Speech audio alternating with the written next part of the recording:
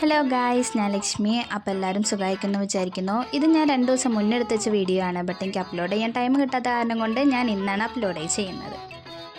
അപ്പോൾ സൺഡേ ആയിട്ടേക്ക് ഒരു പണി കിട്ടി ഗൈസ്. എന്താണെന്നല്ല ആലോചിക്കുന്നത്, ഇത് തന്നെ. എന്താ പണിയെന്ന് വെച്ച് കഴിഞ്ഞാൽ എൻ്റെ 3 വിരലും മുറിഞ്ഞു ഗൈസ്.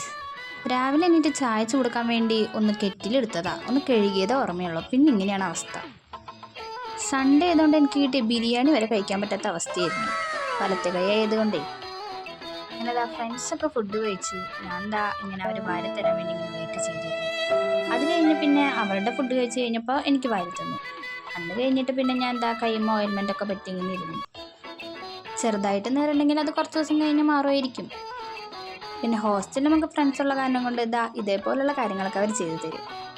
വൈകുന്നേരം ആയപ്പോൾ എനിക്ക് 3 വിരലുമുള്ളതിൻ്റെ മരുന്നൊക്കെ വെച്ച് 3 ബാൻഡേഡൊക്കെ ഒട്ടിച്ച് സെറ്റാക്കി തന്നു.